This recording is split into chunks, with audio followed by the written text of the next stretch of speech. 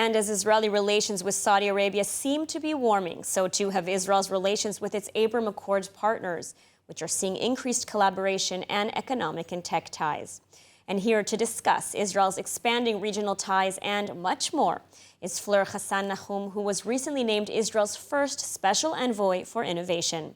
Alongside her roles as outgoing Jerusalem deputy mayor, co-founder of the Israel United Arab Emirates Business Council, and co-founder of the Gulf Israel Women's Forum, and of course, a global advocate for Israeli innovation. Fleur, thank you so much for joining us.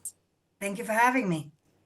So before we talk about your new position, as outgoing deputy mayor of Jerusalem, an elected post, you were effectively foreign minister of the capital. We still need you there. I mean, how is it to leave your post and your deep involvement in the Israeli capital? Great question. I don't think I will ever leave Jerusalem. First of all, physically, I live here. Secondly, thank God, I'm very close to the mayor. I advise him on foreign relations, and I will keep doing that.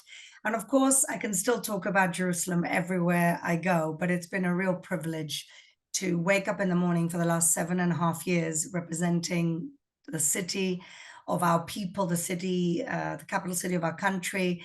And Jerusalem is just so much more. It's a place that really, to me, is the laboratory for many of the social innovations, of the real innovations. It's a very special place, and I'm not leaving. So even though my post is finishing end of October, I'm still here as Jerusalem's loyal soldier. And now in your new role, so first of all, congratulations on the post, the first ever special envoy for innovation. It's a newly created role. What does it entail?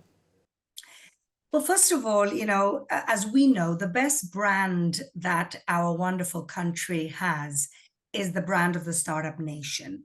We have developed a really well-deserved reputation as a technological world superpower.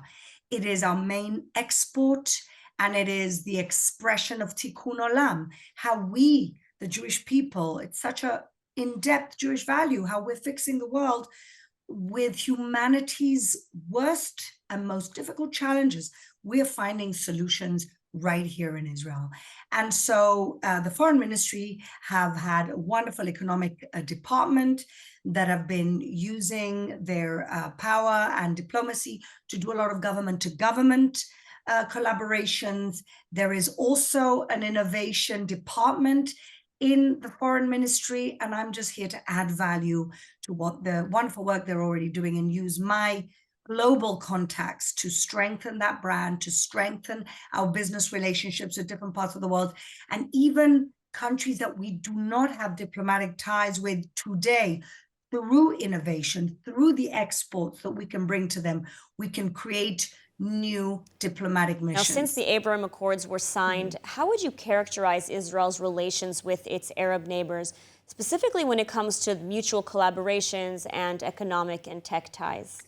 Well, I really think that what we've done here in the last 3 years is create a new model of peace for Israel within its region. Remember, we had peace for decades with Egypt, with Jordan, and somehow that peace was never really about economic collaboration. It was mainly strategic and military. And what we've done with the Abraham Accords over the last 3 years is developed a new model for peace, which is based on economic mutual interests and other mutual interests.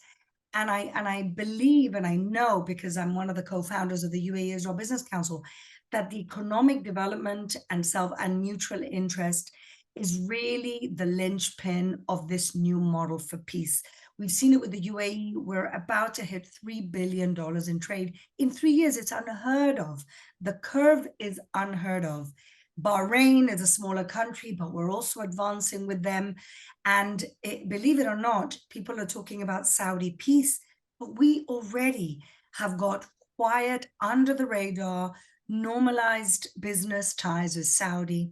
There's tens of Israeli companies already operating in Saudi, either through third parties or even directly. And that is kind of the best kept secret in the region. And so what we're seeing is a completely new Middle East that could, in fact, because of our resources, because of our ingenuity, we could become the next global superpower if we had peace and stability. And that is what we're all working towards. You have formed very close ties with some of your counterparts in these countries. I'm curious, how do they view the latest developments with regards to Israeli-Saudi normalization? I think they see it as a natural progression. Remember, the Nachshon, the brave ones were the UAE. They're the ones who kind of opened up the floodgate. After them came Bahrain, Morocco, Sudan. We also can't forget that a lot of Africa there are Muslim countries in Africa like Chad. They're also coming on board. And so what the UAE did was historic. They opened up the floodgates. And today, the talk of Saudi, I think, is good all round. Again, we're talking about a new model for peace. We're talking about a new Middle East and a very much needed region where we can really focus on the challenges that the world has and solve them together. And I'd be interested to hear as well about your role in the Gulf Israel Women's Forum.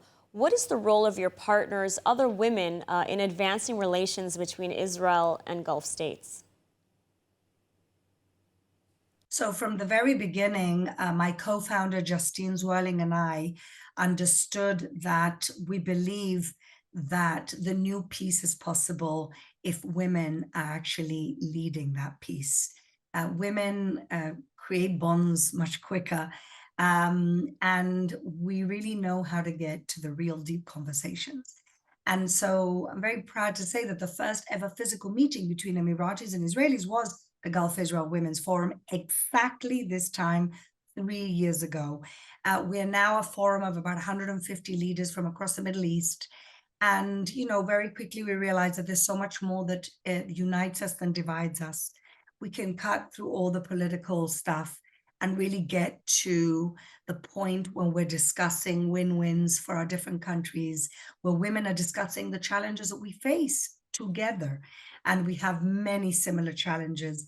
And, we've had women from Saudi in my Gulf Israel Women's Forum for a while now.